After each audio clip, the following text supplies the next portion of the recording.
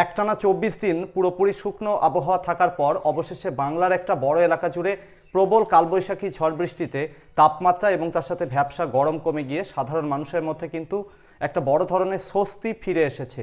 আজকের এই weather update চ্যানেলের এই পূর্বাভাসে আপনাদেরকে জানাবো যে আগামী কয়েকটা দিনের মধ্যে আবহাওয়া কোথায় কেমন থাকবে। এর আগে ইঙ্গিত দিয়েছিলাম যে এই সপ্তাহ জুড়ে কিন্তু মাঝে মধ্যেই ঝড় বৃষ্টি হবে বিভিন্ন এলাকাতে। কবে কোথায় কেমন ঝড় বৃষ্টির সম্ভাবনা রয়েছে, আজ কতটা আশা রয়েছে ঝড় বৃষ্টির, এই সমস্ত ব্যাপারে জানাবো।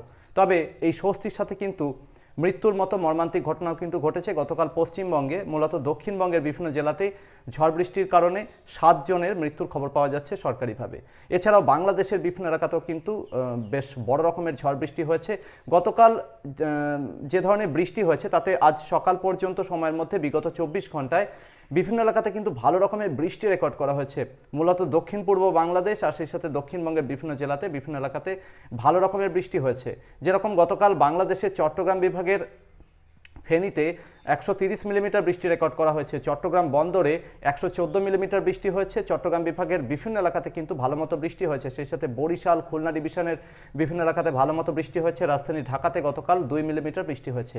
এদিকে দক্ষিণবঙ্গের বিভিন্ন জেলাতে গতকাল ভালো রকমের বৃষ্টি হয়েছে। তবে কোথাও কোথাও কিন্তু শুধুমাত্র ছিটেফোঁটা বৃষ্টি ছাড়া আর কোনো রকম বৃষ্টির দাক্ষিণ্য মেলেনি।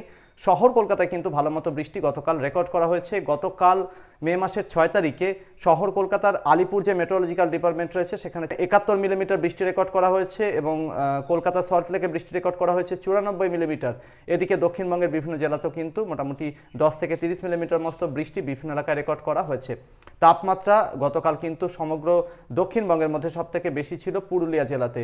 এখানে তাপমাত্রা ছিল 42.3 ডিগ্রি সেলসিয়াস। তবে দক্ষিণ থেকে উত্তরবঙ্গের কোনো জেলাতেই কিন্তু আর 40 ডিগ্রি সেলসিয়াসের কাছাকাছি তাপমাত্রা পৌঁছতে পারেনি। সর্বত্রই কিন্তু মোটামুটি 36 থেকে 38 ডিগ্রি সেলসিয়াসের মধ্যে তাপমাত্রা ঘোরাফেরা করেছে। বাংলাদেশের একটা বড় এলাকাতে মূলত মধ্য এবং দক্ষিণ পূর্ব বাংলাদেশে সকাল থেকেই বজ্রবিদ্যুৎ সহ ঝড় বৃষ্টি বিভিন্ন এলাকাতে তাপমাত্রা নামিয়েছে।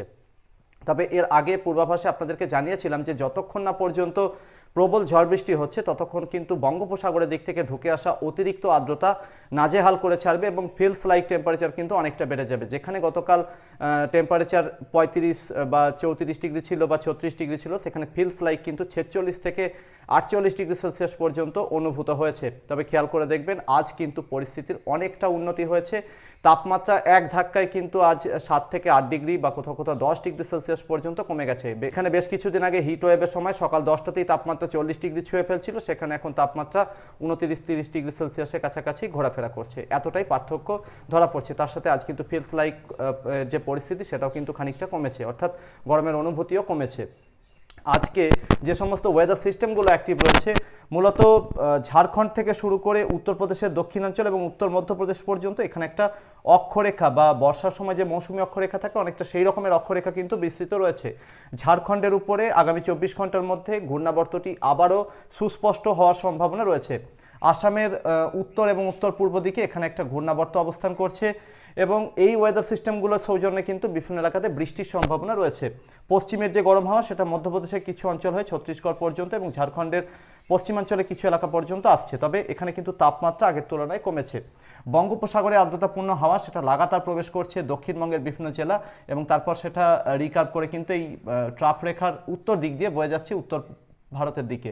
তো এই অক্ষরেখার কাছাকাছি থাকা এলাকাগুলোতে কিন্তু বৃষ্টির সম্ভাবনা রয়েছে। অক্ষরেখাগুলোর মূলত পূর্ব প্রান্তের বিভিন্ন এলাকাতে কিন্তু বৃষ্টির সম্ভাবনা ভালোই রয়েছে। বাংলাদেশের উপর দিয়েও কিন্তু প্রচুর আর্দ্রতাপূর্ণ হাওয়া ঢোকার পর তারপর কিন্তু সেটা রিকার্ভ করে অক্ষরেখার উত্তর দিক দিয়ে বয়ে যাচ্ছে। এদিকে আজ ভারতীয় সময় বেলা 12টা বা 12:30 এরকম সময় কিন্তু বিভিন্ন এলাকাতে মেঘপুঞ্জ চোখে পড়ছে। উত্তরবঙ্গের দিকে আর কিছুক্ষণের মধ্যেই ঝড় বৃষ্টি শুরু হওয়ার সম্ভাবনা রয়েছে। বিহারের কিষানগঞ্জ জেলা এবং সংলগ্ন এলাকায় একটা ছোট বজ্রগর্ভ মেঘ রয়েছে। সেই সাথে পূর্ব নেপাল এবং সংলগ্ন এলাকাতে এখানেও কিন্তু বেশ খানিকটা বজ্রগর্ভ মেঘ রয়েছে। এই বজ্রগর্ভ মেঘপুঞ্জ কিন্তু উত্তরবঙ্গের বিভিন্ন জেলার দিকে পরবর্তীতে বাংলাদেশের রংপুর বিভাগের দিকে অগ্রসর হওয়ার সম্ভাবনা থাকছে। ফলে আজ দুপুর থেকে শুরু করে সন্ধ্যা বা রাতের মধ্যে উত্তরবঙ্গের পাহাড়ি এবং তরাই ডুয়ার্সের জেলাগুলো যেরকম দার্জিলিং, কালিম্পং, জলপাইগুড়ি, আলিপুরদুয়ার, কোচবিহার এই জেলাগুলো, তার সাথে উত্তর দিনাজপুরে কিছু কিছু এলাকা, এই এলাকাগুলোতে ঝড় বৃষ্টি দিতে পারে। দক্ষিণ দিনাজপুরে দুটো একটা জায়গাতেও ঝড় বৃষ্টি দিতে পারে। বাংলাদেশের রংপুর বিভাগে এবং যেখানে গতকাল ঝড় বৃষ্টি হয়নি সেখানে কিন্তু ঝড় বৃষ্টির সম্ভাবনা আজ থাকছে মূলত আজ দুপুর থেকে শুরু করে সন্ধ্যা বা রাতের মধ্যে। রাজশাহী ডিভিশনে কোথাও কোথাও আজ দিনের বড় সময় অর্থাৎ বিকাল থেকে শুরু করে রাতের মধ্যে ঝড় বৃষ্টির সম্ভাবনা তৈরি হতে পারে। বাংলাদেশের বাকি এলাকাগুলো যেখানে গতকাল তীব্র ঝড় বৃষ্টি দেখা মিলেছে দক্ষিণ পূর্ব দিকে, এখানেও কিন্তু দিনের পরবর্তী সময়ে ঝড় বৃষ্টির সম্ভাবনা তৈরি হতে পারে মূলত সন্ধ্যা বা রাতের দিকে। ঝাড়খণ্ডের আকাশে কিন্তু আজ দিনে পরবর্তী সময়ে বজ্রগর্ভ মেঘপুঞ্জ দানা বাঁধার সম্ভাবনা। এই মুহূর্তে খানিকটা বজ্রগর্ভ মেঘ দক্ষিণ ওড়িশার উপরে অবস্থান করছে, সেই সাথে উত্তর বঙ্গোপসাগরের মূলত সাগরদ্বীপের কাছাকাছি এলাকাগুলোতে খানিকটা বজ্রগর্ভ মেঘপুঞ্জ অবস্থান করছে, যা বঙ্গোপসাগরের ভিতরের দিকে চলে যাচ্ছে।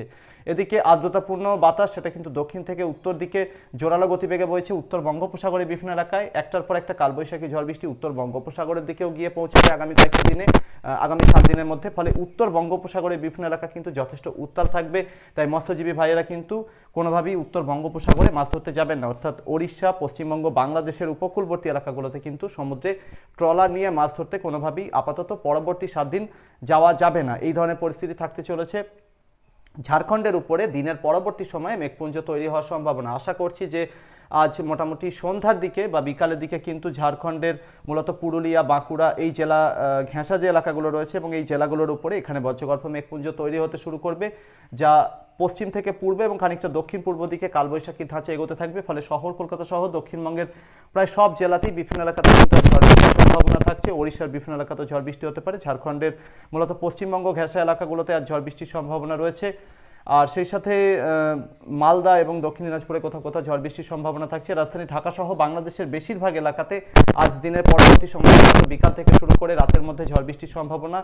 ত্রিপুরা, আসামের বিভিন্ন এলাকাতেও ঝড় বৃষ্টির সম্ভাবনা থাকছে। অর্থাৎ পরিস্থিতি যেটা দাঁড়াচ্ছে, ঝাড়খণ্ড থেকে শুরু করে ওড়িশা, বিহারের পূর্ব প্রান্তের বিভিন্ন এলাকা, সেই সাথে উত্তর প্রান্তের বিভিন্ন এলাকা, অন্যদিকে পশ্চিমবঙ্গে, দক্ষিণবঙ্গ, উত্তরবঙ্গের বিভিন্ন জেলা, রাজধানী ঢাকা সহ বাংলাদেশের বেশিরভাগ এলাকা, ত্রিপুরা, আসামের বিভিন্ন এলাকাতে কিন্তু আজ ঝড় বৃষ্টি দেখা মিলবে। তবে সব এলাকাতেই যে ঝড় বৃষ্টি হবে এরকম কোনো নিশ্চয়তা নেই। একটা এলাকায় হবে, একটা এলাকায় হবে না, এই ধরনের পরিস্থিতি থাকতে চলেছে। আজও কিন্তু ঝড় বৃষ্টির সাথে শিলাবৃষ্টি, তার সাথে দমকা ঝোড়ো হাওয়া 40 থেকে 50, গাস্টিংয়ে কোথাও কোথাও 60 থেকে 70 কিলোমিটার পর্যন্ত গতিবেগে বইতে পারে। কোথাও কোথাও স্থানীয়ভাবে টর্নেডো লাইক সিচুয়েশন, অর্থাৎ যেটাকে আমরা স্থানীয়ভাবে ঘূর্ণিঝড়ে আখ্যা দিয়ে থাকি, সেই ধরনের পরিস্থিতিও কিন্তু তৈরি হতে পারে। তাই যথেষ্ট সতর্কতা এবং সাবধানতা কিন্তু অবলম্বন করার প্রয়োজন রয়েছে। এই ওয়েদার সিস্টেমগুলো অর্থাৎ ঝাড়খণ্ডের উপরে থাকা ঘূর্ণাবর্ত এবং এই অক্ষরেখা, এটা কিন্তু আগামী কয়েকটা দিনে ঝাড়খণ্ড, কখনো বিহার এই এলাকাটার উপরেই ঘোরাফেরা করতে থাকবে। ফলে আগামী 4-5 দিন কিন্তু বিহার থেকে শুরু করে ঝাড়খণ্ড, ওড়িশা, পশ্চিমবঙ্গের দক্ষিণবঙ্গ, উত্তরবঙ্গ, বাংলাদেশ, ত্রিপুরা, আসামের বিভিন্ন এলাকাতে মাঝে মধ্যেই বজ্রবিদ্যুৎ সহ বৃষ্টি দেখা মিলবে এবং শিলাবৃষ্টি থেকে শুরু করে প্রবল বজ্রপাত, তার সাথে রীতিমতো কালবৈশাখী ঝড়ের আশঙ্কাও থাকছে এবং তার সাথে কোথাও কোথাও হালকা থেকে মাঝারি ধরনের বৃষ্টির সঙ্গে কিছু এলাকাতে ভারী বৃষ্টি হতে পারে। পূর্ব বাংলাদেশ থেকে শুরু করে ত্রিপুরা, সেই সাথে চট্টগ্রাম বিভাগের বিভিন্ন এলাকা, অন্যদিকে বরিশাল এবং খুলনা বিভাগের বিভিন্ন এলাকাতে ভারী বৃষ্টির সম্ভাবনা রয়েছে। পশ্চিমবঙ্গের উত্তর দক্ষিণ 24 পরগনা এবং পার্শ্ববর্তী পূর্ব মেদিনীপুরে কোথাও কোথাও আগামী 3-4 দিনের মধ্যে কিছুটা ভারী বৃষ্টির সম্ভাবনা থাকছে এবং গাঙ্গেয় দক্ষিণবঙ্গের পশ্চিমাঞ্চলের রুখাশুখা জেলাগুলোতে বৃষ্টির পরিমাণ কম, আর ভিতরের দিকের জেলাগুলোতে বৃষ্টির পরিমাণ একটু বেশি থাকতে পারে। তো এই ধরনের পরিস্থিতি থাকার সম্ভাবনা রয়েছে। সময় অর্থাৎ মে মাসের 13 বা 14 তারিখ থেকে এই ওয়েদার সিস্টেমগুলো দুর্বল হতে থাকবে এবং সেই সময় খানিকটা পশ্চিমের হাওয়া ঢোকার সম্ভাবনা তৈরি হতে পারে। ফলে এই সময় থেকে তাপমাত্রা বাড়বে, অর্থাৎ আগামী সপ্তাহে শুরু থেকেই প্রথম দিন অর্থাৎ সোমবার থেকেই কিন্তু শহর কলকাতা সহ দক্ষিণবঙ্গ এবং আশেপাশে উত্তরবঙ্গের বিভিন্ন জেলা, ঝাড়খণ্ড, ওড়িশা, বিহার, বাংলাদেশের বিভিন্ন এলাকাতে তাপমাত্রা বাড়তে থাকবে এবং ধীরে ধীরে গরমও বৃদ্ধি পাওয়ার সম্ভাবনা রয়েছে। এই ধরনের পরিস্থিতি কিন্তু থাকতে চলেছে। তবে এর আগে যেটা আশঙ্কা করছিলাম যে হিট ওয়েভ বা তাপপ্রবাহ আরও একবার শুরু হতে পারে পশ্চিমবঙ্গের বিভিন্ন এলাকা এবং তার পার্শ্ববর্তী এলাকাগুলোতে, আপাতত মনে হচ্ছে যে ঝাড়খণ্ডে কিছু এলাকা এবং ওড়িশার উত্তরাঞ্চলে কিছু এলাকাতে হিট ওয়েভ টাচ করতে পারে সেই সময় মে মাসের 14 বা 15 তারিখ থেকে। তবে পশ্চিমবঙ্গের দিকে হয়তো হিট ওয়েভ আসবে না, তবে তাপমাত্রা বাড়বে, বাতাসে অতিরিক্ত আর্দ্রতা থাকবে, ফলে গরমের যে অনুভূতি সেটা কিন্তু অনেকটাই বেড়ে যাওয়ার সম্ভাবনা। আপাতত কিন্তু বঙ্গোপসাগর এবং তার পার্শ্ববর্তী এলাকাগুলোতে ঘূর্ণিঝড় রিমাল তৈরি হওয়ার সম্ভাবনা অন্ততপক্ষে মে মাসের 3য় সপ্তাহ পর্যন্ত দেখতে পাওয়া যাচ্ছে না। ফলে ঘূর্ণিঝড় রিমাল সম্ভবত মে মাসের 4র্থ সপ্তাহের একেবারে শেষ দিকে বঙ্গোপসাগরে দানা বাঁধতে পারে, এরকম সম্ভাবনা রয়েছে। প্রিয় দর্শক, আগামী কয়েকটা দিনের মধ্যে কোথাও বৃষ্টিতে সাধারণ মানুষের মধ্যে স্বস্তি ফিরে আসবে, কোথাও কোথাও চাষের খানিকটা উপকার হওয়ার সম্ভাবনা। ধান চাষি ভাইয়েরা কিন্তু যথেষ্ট বিড়ম্বনার মধ্যে পড়তে পারেন এবং অন্যান্য ফসলেরও কিন্তু শিলাবৃষ্টিতে ক্ষতির আশঙ্কা থাকছে, তার সাথে বজ্রপাতের মতো ঘটনাও কিন্তু বিভিন্ন এলাকায় ঘটবে। গতকাল যেরকম বজ্রপাতে অনেক জায়গাতেই মৃত্যুর মতো ঘটনা ঘটেছে, তো যথেষ্ট সতর্কতা কিন্তু নেওয়ার প্রয়োজন রয়েছে। বজ্রপাতের সময় কিন্তু ফাঁকা মাঠের মধ্যে গাছের নিচে কোনোভাবেই আশ্রয় নেবেন না। বজ্রপাত যদি মুহুর্মুহু হতে থাকে তাহলে কিন্তু নিজের কান দুটো চেপে ধরে মাটিতে যতটা সম্ভব মাটির সাথে মিশে থাকার অর্থাৎ শুয়ে থাকার কিন্তু ব্যবস্থা করবেন। এই ছিল আগামী কয়েকটা দিনে আবহাওয়ার সম্ভাব্য পরিস্থিতি। আপনার এলাকাতে আবহাওয়ার বর্তমান পরিস্থিতি কেমন রয়েছে সেটা চ্যানেলে কমেন্ট বক্সে অবশ্যই লিখে জানাবেন। তার সাথে আপনার গুরুত্বপূর্ণ প্রশ্ন এবং মতামত কমেন্ট বক্সে রাখতে পারেন। পরবর্তী আপডেটে আবারও দেখা হবে, তবে তার আগে একটা কথা বলে দিই, যখন কালবৈশাখী ঝড় আসার মতো পরিস্থিতি তৈরি হবে কোনো এলাকায়, তার আগে কিন্তু ওয়েদার আপডেট চ্যানেলে বিশেষ সতর্কবার্তা আসবে, সেটার দিকে কিন্তু নজর রাখলে আপনি অনেকটাই সাবধান থাকতে পারবেন। পরবর্তী আপডেটে আবারও দেখা হবে। ধন্যবাদ।